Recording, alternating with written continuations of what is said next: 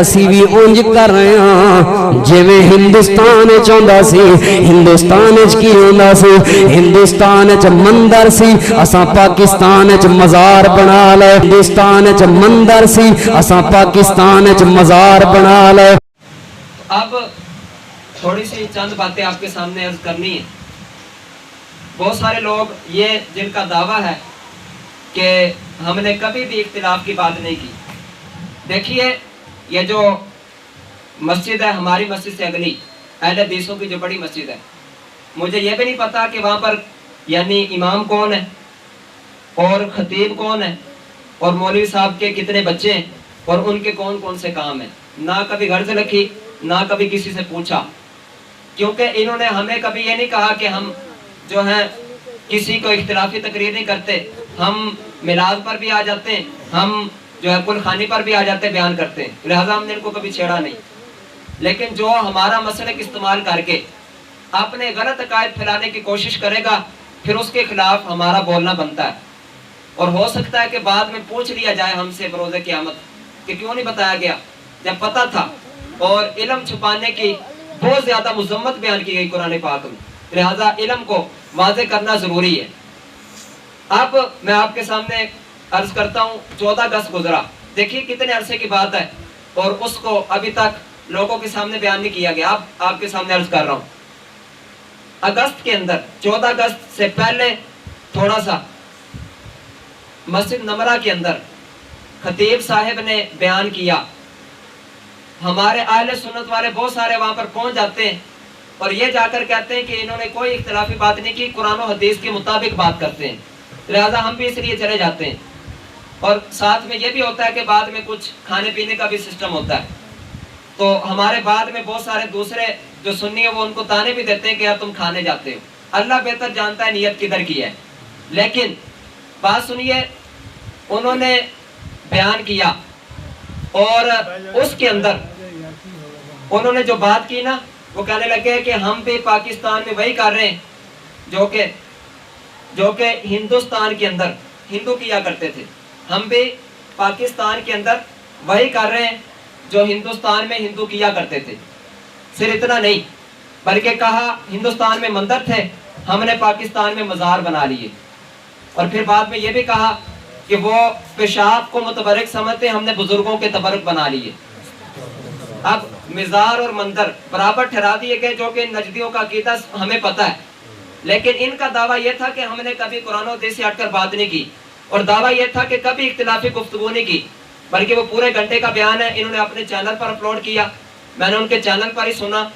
اور پورے بیان کے اندر اتنا متضاد ہے, شروع کے اندر یہ باتیں 30 منٹ پر یہ باتیں بیان ہو رہی ہیں, آخر کے اندر قرآن پاک اٹھا کر کہا جا رہا ہے میرا کسی فرقے سے کوئی تعلق نہیں ہے, قرآن و حدیث کے مطابق عمل کریں. میں نے اپنے قریبی دوستوں کو یہ پہلے تسلی کے ساتھ سنایا. اب آپ کے سامنے یہ بیان کر رہا ہوں.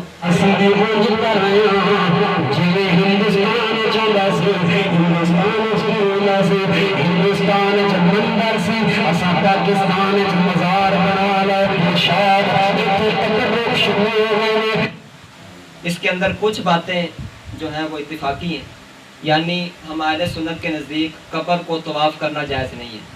انہوں نے کہا کہ وہاں پر مندر کے اندر بتوں کو طواف کیا جاتا تھا بتوں کا, اور یہاں پر پاکستان میں جو ہے مزاروں کا کیا جاتا ہے. واقعی کیا جاتا ہے لیکن کرتے شیعہ ہیں, اور جو جاہل کرتے ہیں اہل سنت کا اس سے تعلق نہیں. اہل سنت کے نزدیک صرف خانہ کعبہ کا طواف جائز ہے, اس کے علاوہ کسی اور کا طواف جائز نہیں. ہمارے پیارے آقا مدینے والے مصطفیٰ صلی اللہ تعالیٰ علیہ وسلم کے روضہ انور کا بھی طواف جائز نہیں ہے اہل سنت کے نزدیک. نہ ہی خانہ کعبہ کے علاوہ کسی اور مزار یا کسی اور چیز کو قبلہ بنانا ٹھیک ہے, بلکہ قبلہ بھی ہمارا کون سا ہے, خانہ کعبہ ہے. اور امام ضامن کے حوالے سے بھی اہل سنت کا عقیدہ نہیں. لیکن دو باتیں جو خاص طور پر غور طلب ہیں وہ یہ ہے کہ پہلی بات یہ کی کہ ہندوستان میں مندر تھے اور ہم نے پاکستان میں مزار بنا لیے, اور ایک بات یہ کی کہ وہاں پر پیشاب اور یہاں پر تبرک. یہ دو باتیں ایسی ہیں کہ عام نجدی بھی بیان نہیں کرتے جن کا یہ دعویٰ ہے. اور پھر یہ دیکھیے جمعہ کا بیان ہو رہا ہے, پھر میں سوال کرتا ہوں کہ وہاں پر اور بھی موجود ہوں گے اہل سنت والے, کسی کو پتہ نہیں چلا کہ کیا کسی نے کہا ہے. تو یہ تو حال ہے. پھر ہم کہتے ہیں کہ جہاں پر مرضی جائیں. یعنی ابھی اسلام کی کسی چیز کو باطل کے ساتھ ملایا جا رہا ہے تو اسلام کی وہ چیز اگر قرآن و سنت کے ساتھ ہے پھر باطل کے ساتھ ملا ہی نہیں سکتے. جس طرح کوئی بندہ یہ کہے کہ جو ہندو ہیں وہ بتوں کے آگے ہاتھ باندھتے ہیں اور تم بھی جب جنازہ پڑھتے ہو تو میت سامنے رکھ کے ہاتھ باندھتے ہو، تو یہ کہنا درست نہیں ہے. وجہ کیا ہے؟ کیونکہ جنازہ پڑھنا اسلام سے ثابت ہے. اس وجہ سے یہ بات کرنا بالکل جائز ہی نہیں کہ تم میت کو آگے رکھ کے نماز پڑھتے ہو تو ہم بتوں کو آگے رکھ کے کرتے ہیں. ہندو یہ کمپیریزن نہیں کر سکتے. اسی طرح اگر کوئی یہ کہے کہ ہم بتوں کو سجدہ کرتے ہیں، تم بھی تو کعبے کی طرف سجدہ کرتے ہو، وہ بھی تو پتھر ہی ہے، یہ بھی کہنا جائز نہیں ہے. کیونکہ اس کا بھی قرآن و حدیث سے ثبوت ہے کہ خانہ کعبہ قبلہ ہے. رب تعالیٰ نے بیان کیا ہے قَدْ نَرَا تَقَلُّبَ وَجْهِكَ فِي السَّمَاءِ، یہ سارا بیان کیا ہے. لہذا یہ بھی کمپیریزن ٹھیک نہیں. اسی طرح ان کے مندر کو مزار کے برابر کہنا یہ بھی کمپیریزن ٹھیک نہیں ہے. یہ برابری بنتی نہیں ہے کیونکہ بڑا فرق ہے. وہ چند فرق آپ کے سامنے عرض کرنے ہیں اور پھر مزار پر قبہ بنانا اور مزار بنانا یہ جائز ہے کہ نہیں، اس والے سے چند باتیں عرض کرنی ہیں. سب سے پہلے یہ سمجھے مزار کا معنی کیا ہے. مزار عربی زبان کا لفظ ہے جس کا معنی ہے زیارت گاہ. عام قبروں کو ہم قبرستان کہتے ہیں لیکن بزرگ کی قبر کو ہم مزار کہتے ہیں صرف ان کی تعظیم کے لیے. نہیں تو قبرستان بھی زیارت گاہ ہے. بلکہ حدیث پاک آپ کے سامنے عرض کروں، نبی پاک علیہ السلام نے جو قبرستان جانے کی اجازت دی ہے نا، اس کے اندر حضور نبی دو عالم علیہ السلام نے فرمایا كُنْتُ نَهَيْتُكُمْ عَنْ زِيَارَةِ الْقُبُورِ، میں پہلے تمہیں قبروں کی زیارت سے منع کیا کرتا تھا. کس سے منع کرتا تھا؟ قبروں کی زیارت سے. زیارت کا لفظ ہے عربی کے اندر. فرمایا اب تم یہ کام کرو فَزُورُوهَا، اب میں تمہیں اجازت دے رہا ہوں کہ تم زیارت کیا کرو قبرستان کی. تو قبرستان بھی اصل میں زیارت گاہ ہے لیکن ان کو ہم قبر کہتے ہیں عام مومن کی قبر کو، لیکن جو ولی کا جو قبر ہوتی ہے اس کو ہم مزار کہتے ہیں. اصل بات یہ ہے کہ ان کی قبر پر حاضری، تو یہ تو سنت سے ثابت ہے. اس ابو داؤد شریف ہے، امام ابو داؤد السجستانی رحمۃ اللہ علیہ 275 ہجری میں ان کا وصال ہوا ہے. تو آپ نے ابو داؤد شریف یہ جو مکتبہ رحمانیہ والی ہے اس کی جلد نمبر اول ہے، اس کے اندر آپ بیان کرتے ہیں حدیث نمبر ہے 2043. آپ بیان کرتے ہیں سمعت طلحہ بن عبید اللہ یحدث رسول اللہ حدیثا قط غیر حدیث واحد. حضرت ابن حدیر رحمۃ اللہ علیہ فرماتے ہیں کہ میں نے حضرت طلحہ بن عبید اللہ جو کہ عشرہ مبشرہ میں سے ہیں، کہتے ہیں میں نے صرف ان سے ایک حدیث سنی ہے جو انہوں نے نبی پاک کی بیان فرمائی ہے، اس کے علاوہ اور کوئی نہیں سنی. ایک حدیث، وہ کون سی ہے؟ حضرت طلحہ بن عبید اللہ فرماتے ہیں قال خرجنا مع رسول اللہ صلی اللہ علیہ وسلم، ہم اللہ کے رسول صلی اللہ علیہ وسلم کے ساتھ نکلے، اللہ کے رسول کے ساتھ چلے. کہتے ہیں نرید قبور الشہداء، ہمارا ارادہ شہیدوں کی قبروں پر جانا تھا. کس کا جانا تھا؟ کس طرف؟ ہمارا ارادہ شہیدوں کی قبروں کی طرف جانا تھا. ہم شہیدوں کی قبروں کے ارادے سے جا رہے تھے. ذرا ایک کتاب دیکھیے، ان نجدیوں کا وہابیوں کا یہ فتاوی ہے. ابن الباز اس کے علاوہ اور بھی بڑے مفتیوں نے اس کے اندر فتوے دیے ہیں. اس کا نام فتاوی اسلامی ہے، 4 جلدوں میں. تو پہلی جلد کے اندر جو عربی کے اندر موجود ہے، یہ سعودیہ سے چھپا ہے، ریاض سے. نجد جس کو پہلے کہتے تھے انہوں نے نام بدل کے ریاض رکھا. کہتے ہیں کہ اس کے اندر جو فتاوی اسلامیہ ہے اس کی جلد نمبر 1 صفحہ نمبر 79، لا يجوز السفر بقصد زیارت النبی صلی اللہ علیہ وسلم او قبر غیرہ من الناس، کہ نبی پاک علیہ السلام کی قبر کی زیارت کی نیت سے جانا، اسی طرح حضور علیہ السلام کے علاوہ کسی اور قبر کی زیارت کی نیت سے گھر سے چلنا، سفر کرنا، یہ جائز ہی کوئی نہیں ہے. یہ اپنے فتاوی میں لکھ رہے ہیں. پھر تھوڑی سی آگے وضاحت بھی کی ہے، ایسا نہ ہو کہ آپ کہیں کہ تھوڑی سی بات بتا دی. وجہ یہ بتائی کہ نبی پاک علیہ السلام کہتے ہیں سفر سے مراد یہ ہے کہ بندہ ایک شہر سے دوسرے شہر جائے. یعنی ہم پاکستان سے اگر جائیں تو اس نیت سے نہیں جا سکتے کہ نبی پاک علیہ السلام کی زیارت کروں گا. کہتے تم نے اگر جانا بھی ہے تو تم مسجد نبوی کی نیت سے جاؤ، پھر وہاں پر روزے کی زیارت کر لو تو کوئی بات نہیں ہے. لیکن اس نیت سے نہ جاؤ کہ نبی پاک علیہ السلام کے روزے کی ہم زیارت کریں گے. اس نیت سے سفر کا ارادہ کرنا یہ جائز ہی نہیں. اسی طرح اور اولیاء کی، ہاں کہتے ہیں وہاں پر جو موجود ہے وہ اس ارادے سے جا سکتے ہیں کیونکہ ان کا یہ چلنا سفر نہیں کہلائے گا. سفر اس وقت کہلاتا ہے جب بندہ دور کا سفر کرے. پھر حدیث بیان کی کہ نبی پاک علیہ السلام نے فرمایا تھا تم اپنے کجاوے نہ باندھنا، یعنی سفر کی تیاری کے ساتھ نہ جانا مگر 3 مسجدوں کی طرف. ایک مسجد حرام، ایک مسجد نبوی اور تیسرا مسجد اقصی، اس کے علاوہ اور کسی مسجد کی جانب تم نے سفر نہیں کرنا۔ تو یہ حدیث دلیل کے طور پر بیان کی ہے۔ اب میں نے ان کا موقع بھی بیان کیا، ان کی دلیل بھی آپ کے سامنے بیان کر دی کہ انہوں نے کس حدیث سے دلیل پکڑی ہے، یہ پورا فتویٰ ہے۔ اب اس کی میں نے پہلے بھی وضاحت کی ہے، نیٹ پر یہ موجود ہے کہ 3 مسجدوں کی طرف سفر کرنے سے مراد یہ ہے کہ ان 3 مسجدوں کی طرف جانا تو پھر تم سمجھنا کہ ثواب زیادہ ملے گا، اس کے علاوہ اور کہیں پر جانا تو زیادہ ثواب کی نیت سے نہیں جانا، یہ اس کا مطلب ہے۔ کیونکہ بیت المقدس کے اندر، مسجد اقصی کے اندر ایک نماز 25,000 نمازوں کے برابر ہے، مسجد نبوی کے اندر ایک نماز 50,000 نمازوں کے برابر ہے، مسجد حرام جہاں پر خانہ کعبہ ہے وہاں پر ایک نماز 1,00,000 نمازوں کے برابر ہے۔ تو اس نیت سے اور کہیں پر سفر کرنے سے منع کیا گیا۔ نہیں تو الزامی جواب یہ ہے کہ اگر تم یہ کہتے ہو کہ صرف 3 وجہ سے ہی، یہاں پر مسجد کی قید نہیں ہے، نہیں تو پھر ہم جو نبی پاک علیہ السلام کا روضہ ہے وہ مسجد تو نہیں، لیکن یہاں پر کہتے ہیں کہ صرف سفر جائز ہی 3 طرف ہے، یہ تو بہت سارے سفر جو ہیں سارے حرام ہو جائیں گے۔ پھر وہ کس طرح؟ جہاد پر صحابہ کرام سفر کرتے تھے کہ نہیں دور دور کا، تو یہ بھی جائز نہیں ہوگا کیونکہ وہ 3 مسجدیں کی طرف تو نہیں جاتے تھے۔ اس کے علاوہ اگر کوئی طلب حلال کے لیے، حلال کی طرف کے لیے ایک ملک سے دوسرے ملک جائے، سفر کرے، تو یہ بھی حرام ہو جائے گا پھر تو ان کے مطابق، حالانکہ حدیث کا یہ مطلب ہے نہیں۔ اسی طرح اگر کوئی سفر کرے اور اس کا ارادہ یہ ہو کہ میں حدیث کی تعلیم حاصل کروں گا، علم دین پڑھوں گا دوسرے شہر میں جا کر، سفر کرے، یہ بھی جائز نہیں ہوگا، حالانکہ یہ معنی بنتا ہی نہیں ہے۔ لہٰذا یہ اس حدیث کا مطلب یہ ہے کہ 3 مسائل کی طرف سفر کرنا تو ثواب زیادہ کی نیت رکھنا، بقیہ کی جانب ویسے ثواب کی نیت ہو سکتی ہے، زیادہ ثواب کی نہیں، تو یہ مطلب ہے۔ اب دیکھیے شہداء کی قبور جو ہیں یہ احد کے میدان میں، مدینے سے احد، یہ کافی سفر ہے، تھوڑا سا تو نہیں۔ کہتے ہیں ارادہ ہمارا یہ تھا، نرید قبور الشہداء، ہم شہداء کی قبور کی نیت سے گئے تھے۔ اب نبی پاک علیہ السلام کا شہداء کی قبور پر جانا یہ ثابت ہے، جس کو ہم کہتے ہیں کہ مزار پر جانا ثابت ہے، کیونکہ ہم جو اللہ کے نیک بندے ان کی قبروں کو مزار کہتے ہیں، تو شہداء کے مزار پر نبی پاک علیہ السلام کا جانا ثابت ہوا۔ اسی طرح امام بخاری کے دادا استاد ہیں امام عبدالرزاق، ان کا وصال 211 ہجری میں ہوا۔ امام ابن ابی شیبہ یہ بھی امام بخاری کے استاد ہیں، 235 ہجری میں ان کا وصال ہوا۔ دونوں نے اپنی مصنف، دونوں کی کتاب کا نام ہے، اس کے اندر بیان کیا۔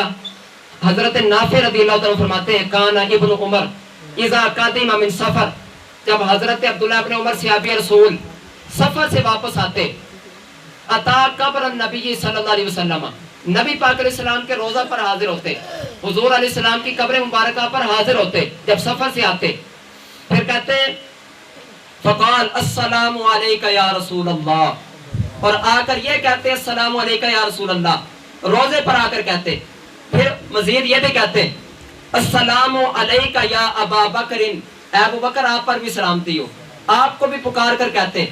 اور تیسرا کہتے ہیں السلام علیکہ یا ابتا، اے میرے والد آپ کو بھی سلام ہو، حضرت عمر ان کے والد ہیں تو یہ ان کو سلام کیا کرتے۔ تو یہ حضرت عبداللہ ابن عمر کا عمل ہے اور یہ انداز ہے جو مصنف ابن ابی شیبہ کے اندر مزید بھی ہے۔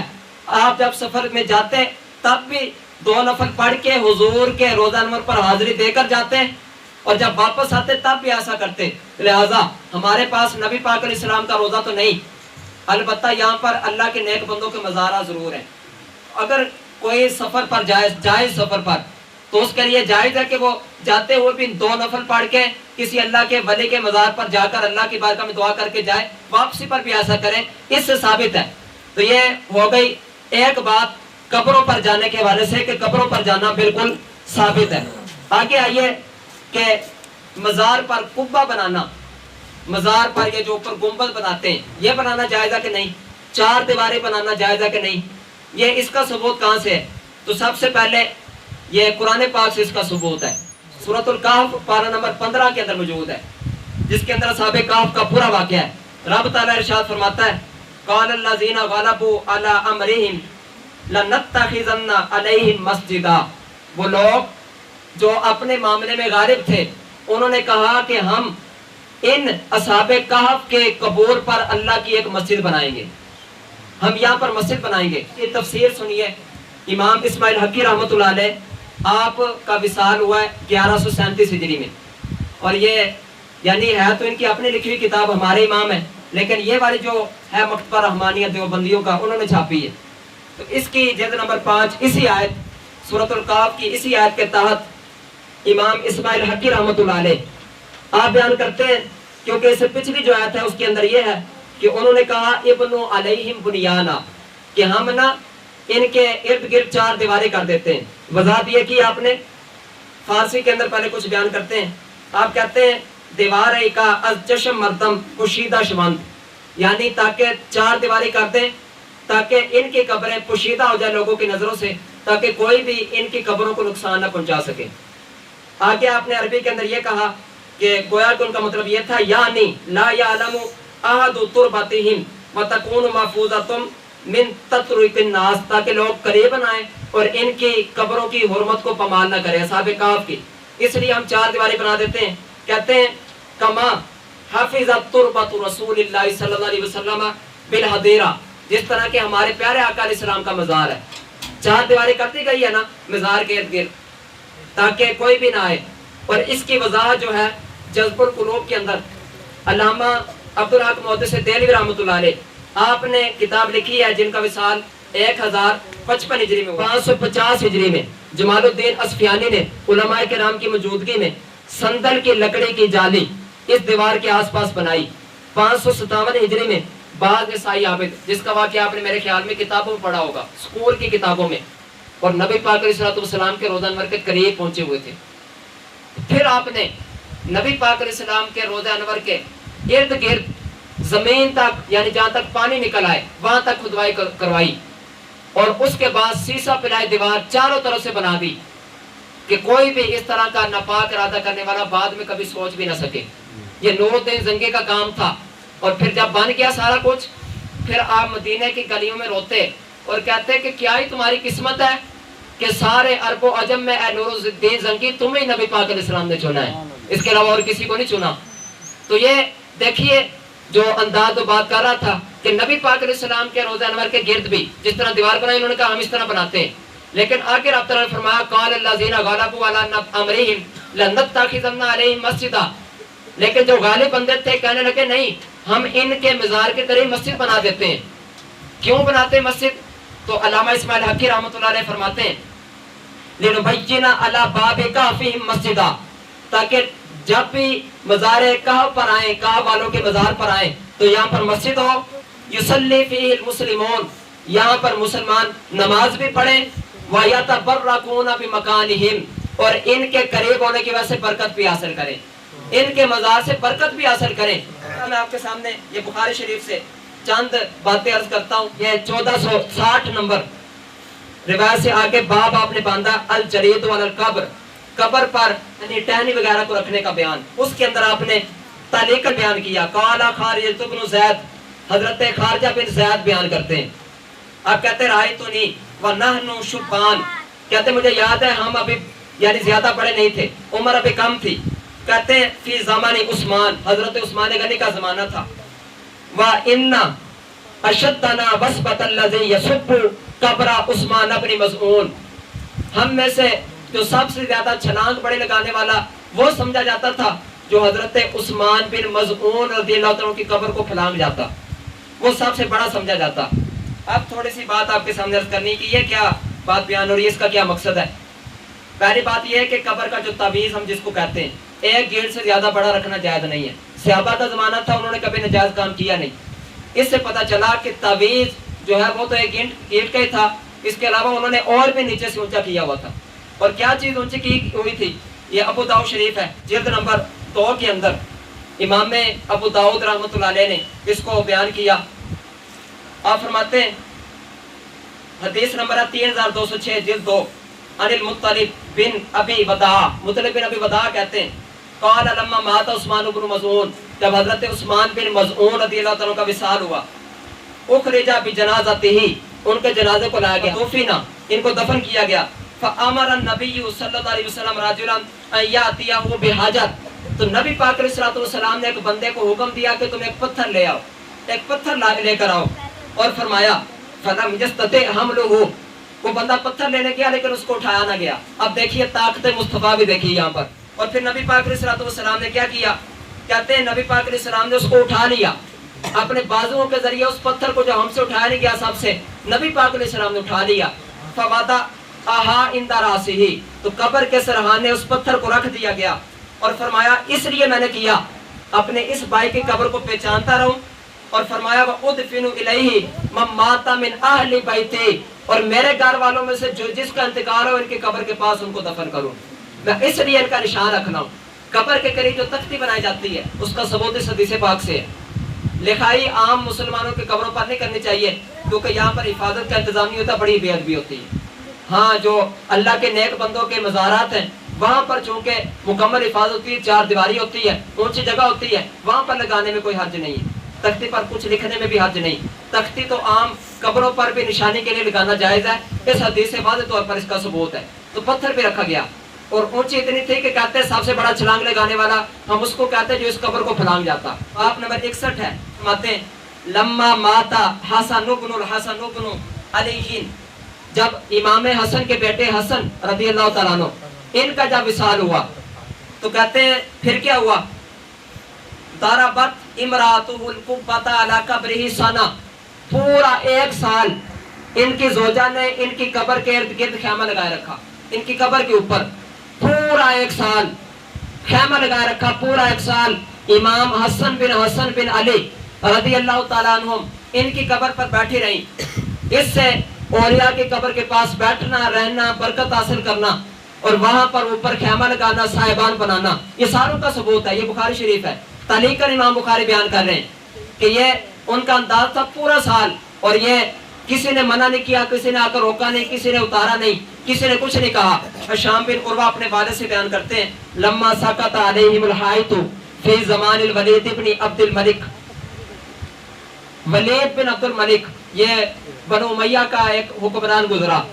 इसके दौर के अंदर कहते जब नबी पाक अलैहिस्सलाम के रोज़ा अनवर की दीवार गिर गई। क्या गिरी? इसका मतलब यह है कि नबी पाक अलैहिस्सलाम के रोजे के पास क्या थी? दीवार थी। इमाम बुखारी बयान कर रहे हैं कि जब नबी पाक अलैहिस्सलाम के रोज़ा अनवर की एक दीवार गिर गई तो फी बनाने लगे। आपको पता जब बनाया जाता है सेटिंग की जाती है, तो जब मट्टी हटा रहे थे, मट्टी की सेटिंग कर रहे थे, फबदत लहुम कदमुन, इसी दौरान एक कदम जाहिर हो गया। यानी नबी पाक अलैहिस्सलाम के रोज़ा अनवर को सेटिंग कर रहे थे, अचानक एक कदम नजर आने लग पड़ा। कदम, हड्डी नहीं, कदम नजर आने लग पड़ा। कहते हैं अब देखिए हजरत उमर रज़ियल्लाहु तआला के विसाल को भी 80 सालों के बाद ये इनका नबी पाक अलैहिस्सलाम के मज़ार की एक दीवार गिरी और 80 सालों के बाद एक कदम नजर आ रहा है। फफज़अू वज़न्नु अन्नहु कदमुन नबी सल्लल्लाहु अलैहि वसल्लम, लोग डर गए और समझे कि ये तो अल्लाह के हबीब अलैहिस्सलाम का कदम लगता है। फमा वजद वाहिदुन यालम, लेकिन कोई सही तरह नहीं बता सका क्योंकि उस वक्त सहाबा नहीं थे। हत्ता काम लहुम उर्वा, हज़रत उर्वा रज़ियल्लाहु तआला अन्हु आप तशरीफ लाए। क़ाला ला वल्लाहि मा हिया कदमुन नबी सल्लल्लाहु अलैहि वसल्लम, ये अल्लाह के नबी अलैहिस्सलाम का कदम नहीं। कहते मा हिया इल्ला कदम उमर, ये तो हज़रत उमर रज़ियल्लाहु तआला का कदम है। मैंने हज़रत उमर को देखा हुआ है, ये हज़रत उमर रज़ियल्लाहु तआला का कदम है। तो नबी देखिए कि इसलिए हम कहते हैं कि ज़मीन मैली नहीं होती, ज़मन मैला नहीं होता, मोहम्मद के गुलामों का कफन मैला नहीं होता। तो ये नबी पाक अलैहिस्सलाम के गुलामों की शान है, तो हुजूर का आलम क्या होगा? ये शान है उनके गुलामों की, सरकार का आलम क्या होगा? अब हुआ कि नबी पाक अलैहिस्सलाम के कब्र अनवर के इर्द गिर्द दीवार थी। पहले दीवार नहीं थी, पहले नबी पाक अलैहिस्सलाम खैमे के अंदर दफन हुए जहाँ पर हजरत आयशा रज़ियल्लाहु तआला रहा करती थी। तो दीवार किसने बनाई? आप तारीख उठाकर देखिए, सहाबा किराम हजरत उमर रज़ियल्लाहु तआला सबसे पहले दीवार बनाई है नबी पाक अलैहिस्सलाम के रोज़े के इर्द गिर्द। अगर नाजायज होता तो ना करते। और अगली बात है, नबी पाक अलैहिस्सलाम को मालूम था कि अंबिया की कब्रें उनके घरों में बनती हैं। हुजूर अलैहिस्सलाम ने खुद फरमाया, हजरत अबू बकर सिद्दीक ने विसाल के वक्त ये बयान किया कि इनको यहीं पर दफन किया जाए, क्योंकि मैंने खुद सुना है। उस मौका पर नबी पाक अलैहिस्सलाम जानते थे कि मेरे घर में कब्र बननी है, तो अगर चार दीवारी बनाना और छत बनाना ममनू होता तो नबी पाक अलैहिस्सलाम फरमा देते अब खैमा हटा देना, जब मेरी कब्र बनाना तो खैमा हटा देना, करीब कोई साहिबान ना आने देना। लेकिन ऐसा सहाबा किराम ने बिल्कुल नहीं किया, बल्कि मज़ार बनाया गया और नबी पाक अलैहिस्सलाम का मज़ार था, चार दीवारी बनी, छत मौजूद थी। छत के हवाले से एक और आपके सामने ये रिवायत पेश करता हूँ। ये देखिए सुनन दारमी है, امام بخاری سے ایک سال پہلے امام دارمی وصال فرما گئے تھے 255 ہجری میں. آپ نے سنن دارمی کے اندر یہ روایت نمبر 93 جو ترجمے والی ہے وہ بیان کی ہے. چند بندے حضرت عائشہ صدیقہ کے پاس آ گئے. یہ روایت میں نے آگے بھی بیان کی کئی مرتبہ. آ کر انہوں نے شکایت کی کہ کہاں سالی بڑی ہو گئی ہے. انہوں نے جب شکایت کی تو حضرت عائشہ نے فرمایا انظروا قبر النبی صلی اللہ علیہ وسلم، تم ذرا نبی پاک علیہ السلام کے روزہ انور کی طرف دیکھو. اور فرمایا فجعلوا منہ قبا الی السماء، اور نبی پاک علیہ السلام کے روزہ انور کے جو اوپر چھت ہے وہاں پر ایک سوراخ بنا لو. کیوں سوراخ کیوں بنانا ہے؟ کہتے ہیں حتی لا یکون بینہ و بین السماء سقف، تاکہ نبی پاک علیہ السلام کی قبر مبارکہ اور آسمان کے درمیان کوئی چھت باقی نہ رہے. اس کا مطلب ہے چھت پہلے موجود تھی. حضرت عائشہ صدیقہ کے زمانے میں بھی نبی پاک علیہ السلام کے روزہ انور پر چھت اور چار دیواری موجود تھی. تو اب کوئی کہے کہ یہ تو نبی پاک علیہ السلام کا خاصہ تھا، نبی پاک کی شان ہی بڑی عظیم ہے، تو ہم اولیاء کا نہیں بنا سکتے، وہ تو نبی پاک علیہ السلام کی شان ہے. تو ذرا بتائیے حضرت عمر رضی اللہ تعالیٰ کون ہے، حضرت ابوبکر صدیق کون ہے؟ ان کے مزار بھی تو ان کے اندر ہی ہیں، کسی چار دیواری کے اندر ہی بنے نا حضرت عمر کا مزار بھی، حضرت ابوبکر صدیق کا بھی. لہٰذا اس کا مطلب یہ ہے کہ مزار بنانا بالکل جائز ہے. امام اسماعیل حقی رحمۃ اللہ علیہ مزید بیان کرتے ہیں، یہ تفسیر روح البیان کے اندر ہی جلد نمبر 3 کے تحت آپ نے بیان کیا سورۃ التوبہ کی آیت نمبر 18، جس کے اندر یہ ہے کہ انما یامر مساجد اللہ من آمن باللہ والیوم الآخر. اللہ علیہ فرماتے ہیں فقال الشیخ عبد الغنی نابلسی فی کشف النور عن اصحاب القبور. امام عبد الغنی نابلسی رحمۃ اللہ علیہ نے اپنی کتاب کشف النور عن اصحاب القبور کے اندر اس بات کو بیان کیا. کہتے ہیں فبناء القباب علی قبور العلماء والاولیاء والصلحاء ووضع السطور والامائم والثياب علی قبورهم امر جائز. اولیاء کی، صلحاء کی، علماء کی قبروں کے اوپر قبہ بنانا، قبے بنانا، چار دیواری بنانا، ان کے اوپر امامے رکھنا، چادر رکھنا، یہ بالکل امر جائز ہے، یہ بالکل درست ہے. یہ علامہ عبد الغنی نابلسی رحمۃ اللہ علیہ اور امام اسماعیل حقی رحمۃ اللہ علیہ یہ ان کا فتویٰ ہے. اب میں مختصراً آپ کے سامنے عرض کر رہا ہوں، یہ علامہ عبد الغنی نابلسی علیہ رحمہ کی کتاب ہے کشف النور اصحاب القبور. یہ دعوت اسلام نے اس کا ترجمہ بھی کیا ہے، تو اس کے اندر بھی آپ نے بیان کیا. اور میں ذرا علامہ اسماعیل حقی رحمۃ اللہ علیہ ان کی کتاب کے حوالے سے آپ کے سامنے بیان کرتا ہوں. انہوں نے یہ جلد نمبر 9 کے اندر سورۃ الفتح کی آیت نمبر 18 سے 22 تک اس کے تحت آپ نے بیان کیا. جو لوگ کہتے ہیں کہ ہم نا قبر اس لیے ڈالتے تھے، اس لیے ڈائی ہیں، اور اس لیے ڈانے کا حکم دیتے ہیں مزاروں کو کہ کئی لوگ ان کو خدا نہ سمجھ لیں، لوگوں کو یہ سمجھ آئے کہ یہ دیکھو اپنی حفاظت نہیں کر سکتے، اس کا مطلب یہ ہے کہ خدا نہیں ہے، تاکہ لوگ ان کو خدا نہ سمجھ لیں، ہم اس لیے ان کی قبریں ڈالتے ہیں. تو انہوں نے کیا بیان کیا؟ کہتے ہیں فی کشف النور لابن نابلسی، ابن نابلسی رحمۃ اللہ علیہ 1143 ہجری میں ان کا وصال ہوا. ان کی کتاب کشف النور کے اندر موجود ہے.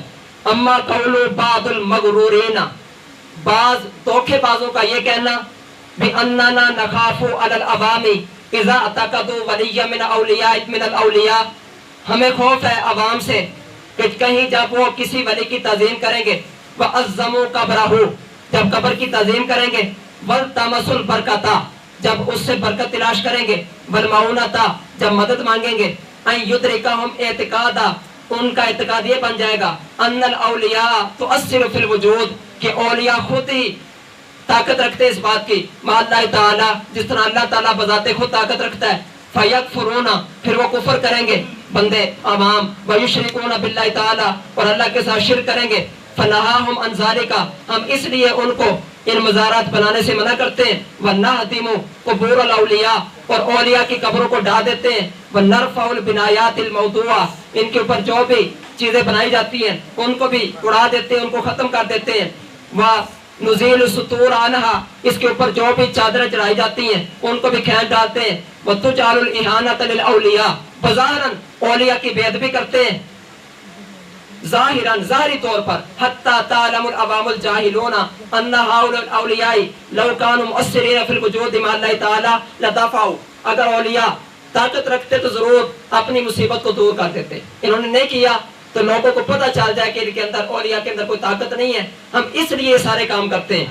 امام عبد الغنی نابلسی اور انہوں نے بیان کیا، یعنی یہ ان کا بھی یہی موقف ہے، بیان کرتے ہیں فعلم، اس بات کو جان لو، ان ھذا الصنیع کفر صراح، جو یہ بات کرتے ہیں، جن کا یہ عقیدہ ہے مزارات کے بارے میں، یہ صریح کفر ہے۔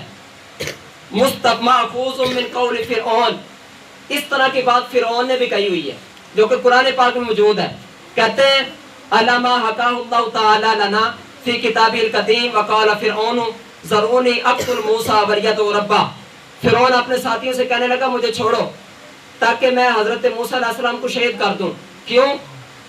اخاف ان یبدل دینکم او ان یظہر فی الارض الفساد، مجھے خوف ہے کہیں وہ تمہارا دین نہ بدل دے۔ حضرت موسیٰ کے بارے میں کہا علیہ السلام، اور کہا العوام کہ عوام پر ان کو کوئی گمراہی کا خوف ہے۔ 118 صفحے پر مزید اسی بات کو آگے چلاتے ہوئے علامہ عبدالغنی نابلسی رحمۃ اللہ علیہ نے مزید اس حوالے سے لکھا، آپ فرماتے ہیں اس طرح ان دھوکے بازوں کا حال ہے جنہیں ابھی تک کامل یقین نہیں ہوا کہ اللہ اپنے اولیاء کرام سے محبت فرماتا ہے، اور ان کی زندگی میں ہر وہ چیز جس کا یہ ارادہ کرتے ہیں ان کے لیے ظاہر فرما دیتا ہے جبکہ وہ خلاف شرع نہ ہو، اور ان کی روحیں جس چیز کا ارادہ کرتی ہیں اللہ کے حکم سے وہ تمام غیر معمولی چیزیں ان کے لیے پیدا ہو جاتی ہیں۔ گویا منکرین نے ابھی تک نہیں جانا کہ ایمان حق ہے، یہی اللہ کے نزدیک نجات دلانے والا ہے، کیونکہ ان لوگوں کے دل میں برے گمانوں، شکوک و شبہات، اوہام، ٹیر پن ان کے دل بھرے ہوئے ہیں، یہ اندھے اور بہرے ہو چکے ہیں، اللہ نے ان کے دلوں پر مہر کر دی ہے اور وہ حق اور باطل میں فرق ہی نہیں کر سکتے، اور جسے اللہ گمراہ کرے اسے کون ہدایت دینے والا ہے۔ اور اگر بالفرض ان لوگوں کو عوام الناس کے کفر و شرک میں مبتلا ہونے کا واقعی خوف ہوتا، یہ ضرور مسلمانوں کے لیے عقائد اور توحید کے احکام سکھاتے اور بغیر کسی کے جھگڑے کے براہین اور دلائل کو تعلیم دیتے، ان کو عقائد سمجھنے اور فضائل میں غور و فکر کرنے پر ابھارتے، پر اس معاملے میں ان پر بہت زیادہ شدت کرتے، کیونکہ عام لوگ جب اپنی ذات میں غور و فکر کر کے جان لیں گے کہ فاعل حقیقی ہر حال میں ایک ہی ہے، وہ کبھی بھی کسی ولی کی پوجا نہیں کریں گے۔ لہٰذا یہ انہوں نے بات بیان کی ہے۔ آج سے تقریباً 300 سال پہلے علامہ عبدالغنی نابلسی رحمۃ اللہ علیہ آج یہ کہہ رہے ہیں کہ انہوں نے مندر بنا لیے، تم نے یہاں پر مزار بنا لیے۔